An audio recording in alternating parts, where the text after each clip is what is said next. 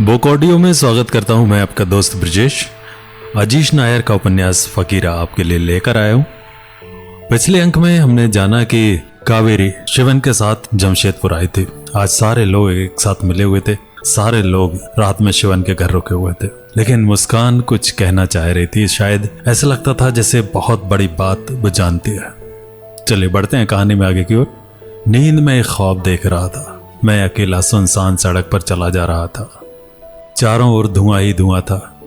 मेरे आगे एक लड़की खड़ी थी जिसके चेहरे पर पर्दा था। वो धीरे धीरे मेरे करीब आई और मेरे हाथों को पकड़कर मुझे खींच कर ले जा रही थी। मैं बेसुध होकर उसके साथ चला जा रहा था।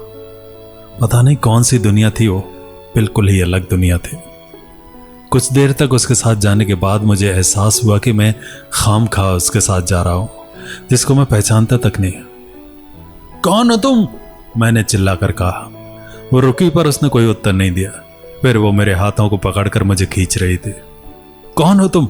मैंने चिल्लाकर कहा। फिर से वो रुक गई और थोड़ा आगे जाकर पलटी। मैं गौर से उसे देखने लगा। पता नहीं पर्दे के पीछे कौन सा चेहरा था। कौन हो तुम? मैंने फिर चिल्लाकर कहा। वो घुटने के बल बैठ गई और जोर जोर से रोने लगी। मुझे समझ नहीं आ रहा था कि आखिर वो रो क्यों रही है। मैं उसके करीब गया और धीरे से पर्दा उठाया और मैं उसका चेहरा देखकर अचंभित था। कुसुम, कुसुम! वो और जोर जोर से रोने लगी। मैं खड़ा होकर चुपचाप उसे देख रहा था। वो उठी और आगे बढ़ी और फिर पलटकर दोनों बाहों को फैलाकर मुझे बुला रही थी। कुसुम! मैं जोर से चिल्लाया। मेरी नींद खुल चुकी थी। मेरी आवाज सुनकर सभी मेरे कमरे में आ चुके थे और मैं जोर जोर से हाँफ रहा था। अम्मा ने मुझे पानी दिया। क्या हुआ? अम्मा ने पूछा। मैं कहना चाह रहा था पर मेरे मुंह से आवाज नहीं निकल पा रही थी। क्या हुआ? बोले ना, कावेरी ने कहा। मुस्कान सबसे दूर खड़ी थी। उसके चेहरे पर डर था।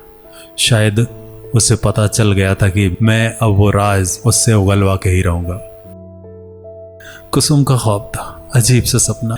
वो मुझे हाथ पकड़कर कहीं ले जा रही थी और जब मैंने पूछा कहाँ ले जा रही हो तो बच्चों की तरह रोने लगी।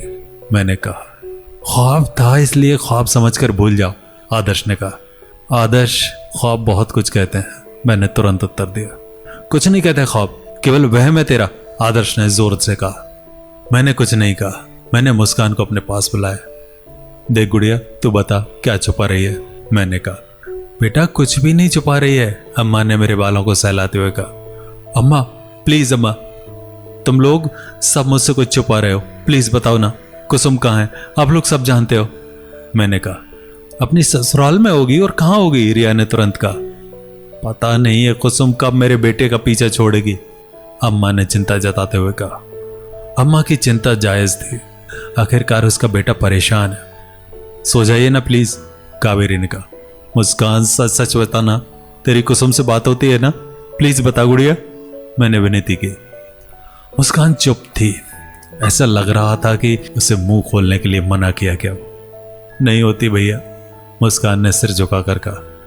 खा मेरी कसम, रख मेरे सर पर हाथ, मैंने गुस्से से कहा। क्यों परेशान हो रहा है? अतीत से निकल, देख तेरे सामने तेरा आज खड़ा है, तू शादी करने वाला है इससे, आदर्श ने कावेरी को देखते हुए कहा। तुम सब लोग मिलकर कुछ ना कुछ छुपा रहे हो। ठीक है, मैं खुद पता कर लूंगा, मैंने इस बार गुस्से से कहा। मेरी बात सुनकर अम्मा ने मुझे एक थप्पड़ चढ़ दिया। क्या पता लगाएगा? बोल, क्या पता लगाएगा? सच्चाई जानना चाहता ना? ठीक है सुन, कुसुम इस दुनिया में है ही नहीं। कब तक एक साये का पीछा करता रहेगा? अम्मा ने गुस्से में आकर कहा। अम्मा तुम क्या बोल रही हो? अम्मा की बातों को सुनकर ऐसा लगा कि अम्मा गुस्से में कुछ भी कह रही हैं। भैया अम्मा सही कह रही हैं, आपकी कुसुम अब इस दुनिया में नहीं है, मुस्कान ने कहा। बकवास, क्या मतलब है तुम्हारा? मैंने कहा। हाँ भैया, कुसुम मर चुकी है, रिया ने कहा। क्या? ऐसा लग रहा था कि यह कोई बुरा ख्वाब है। हाँ भैया, आपको ऐसा लगता होगा कि उसने साहस नहीं दिखाया, पर शायद उसने जो साहस दिखाया वो अच्छे नहीं दिखा पाते। उसने अपनी माँ का बहुत विरोध किया, बदले में उसे बहुत मारा पीटा गया। वो कहती रही कि वो आपको बचपन से चाहती है, पर उसकी बात किसी ने न सुनी। आखिरकार उसने आपका नहीं तो किसी और का भी नहीं होने का फैसला किया। बारात घर के बाहर खड़ी थी और उसने छत से कूदकर आपके प्रेम में खुद को निछावर कर दिया। मुस्कान ने बिना रुके कह दिया, बकवास, ऐसा नहीं हो सकता, वो कमजोर नहीं थी। मेरा मन ये स्वीकार करने को तैयार नहीं था। जो लड़की मुझे प्रोत्साहित करती थी वो इस तरह हार नहीं मान सकती। छोटू, ये सच है, ललन भैया ने कहा। अरे तुम लोग ये सब बातें क्यों कर रहे हो? वो मर गई तो मर गई, बात खत्म। आदर्श ने फिर अपना प्रैक्टिकल रवैया दिखाया। मर गई? कुसुम मर गई? मैं जिंदा हूं और कुसुम मर गई। कुसुम शिवन को छोड़कर चली गई, फकीरा को छोड़कर। कुसुम, कुसुम, कुसुम। मेरे सिर में दर्द होने लगा। ऐसा लग रहा था कि धरती हिल रही है। कुसुम, कुसुम, कुसुम। क्या हुआ बेटा? अम्मा ने मुझे आकर पकड़ लिया। कुसुम, कुसुम। शिवन, क्या हुआ तुझे? आदर्श घबराते हुए पूछा। अब कुछ समझ नहीं आ रहा था। मेरा नियंत्रण मुझ पर नहीं था। ऐसा लग रहा था कि वो ख्वाब सच था। कुसुम मुझे अपने पास बुला रही है। मैं बेहोश होकर बिस्तर पर गिर पड़ा। कितना मुश्किल है यह स्वीकार करना कि कुसुम इस दुनिया में है ही नहीं। उसने मेरे प्यार की खातिर खुद को न्यौछावर कर दिया। वो हर वक्त कहती थी, I can't imagine my life without you. और उसने ये प्रमाणित भी कर दिया कि वो केवल मेरी है। मैं यहाँ शोहरत की तलाश में इधर उधर भटक रहा हूँ। मैंने कभी कोशिश ही नहीं की कि उसे तलाशने की। अगर मैं जोर नहीं देता तो शायद मुझे कभी ये पता भी नहीं चलता कि वो इस दुनिया को अलविदा कह चुकी है। शायद उसने सही किया। ये निर्दयी दुनिया कुसुम के लायक थी ही नहीं। नफरत से भरे लोग हैं यहाँ, जिन्हें धन दौलत के सिवा कुछ भी नहीं दिखता। बेचारी यहाँ रहकर भी क्या करती? वो खुद को तो मेरे साथ ही संपूर्ण मानती थी। मेरे बगैर बेचारी क्या करती? वो जहां भी होगी बहुत खुश होगी और शायद मेरे इंतजार में होगी। 2 दिन बाद मुझे होश आया। लगातार प्रयास करने के बाद भी जब मुझे होश में लाने में असफल हुए तो आदर्श ने अनामिका हॉस्पिटल में मुझे भर्ती करा दिया। डॉक्टर ने कहा कि सदमे के चलते ऐसा होता है।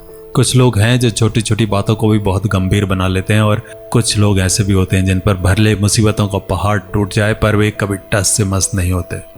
डॉक्टर के अनुसार मैं उन्हीं लोगों में से हूँ जो छोटी छोटी बातों से परेशान हो जाते हैं, वरना इतनी छोटी बात का सदमा कैसे लग सकता है। डॉक्टर साहब के लिए कुसुम की मौत छोटी हो सकती है पर मेरे लिए छोटी नहीं थी। उसने मेरी खातिर मोहब्बत को निछावर कर दिया था। आज के वक्त में ऐसी मोहब्बत होती नहीं है। मुझे खुद पर शक हो रहा था कि क्या मैं वास्तव में कुसुम से प्यार करता हूँ। मैं कितनी आसानी से कावेरी से शादी करने जा रहा था। धिक्कार है मुझ पर, धिक्कार। एक वो थी जो अंत तक मुझसे ही प्रेम करती रही, अपने शरीर और आत्मा को मुझ पर समर्पित किया, और एक मैं हूं जिसके पवित्र प्रेम की अवहेलना करके किसी और से शादी करने जा रहा था। कुसुम, कुसुम। आंखें खोलते ही मेरी जुबान से उसका ही नाम निकला। अम्मा, आर्या और आदर्श मेरे सामने खड़े थे। मुझे होश में देखकर वे बहुत खुश लग रहे थे। भगवान का शुक्र है कि तो होश में आ गया। अम्मा ने हाथ जोड़कर ऊपर देखते हुए कहा, अम्मा, आप लोगों ने बताया क्यों नहीं कि कुसुम मर चुकी है? मैंने गुस्से से पूछा। बताकर क्या फायदा होता? आदर्श ने पूछा। छुपा कर क्या फायदा मिला? मैंने तुरंत उत्तर दिया। बताया तो तेरी ये हालत हो गई। काश तुझे ये पता नहीं चलता, आदर्श ने कहा। बहुत गलत किया तुम लोगों ने मुझसे छुपा कर, मैंने आदर्श को गुस्से से देखते हुए कहा। तू आराम कर, आदर्श ने कहा। नहीं करना आराम, मुझे घर जाना है, मैंने चिल्लाकर कहा। क्या शिवन इस सदमे से बाहर निकल पाएगा? क्या जिंदगी फिर से सामान्य हो पाएगी? जानेंगे अगले अंक में। नमस्कार।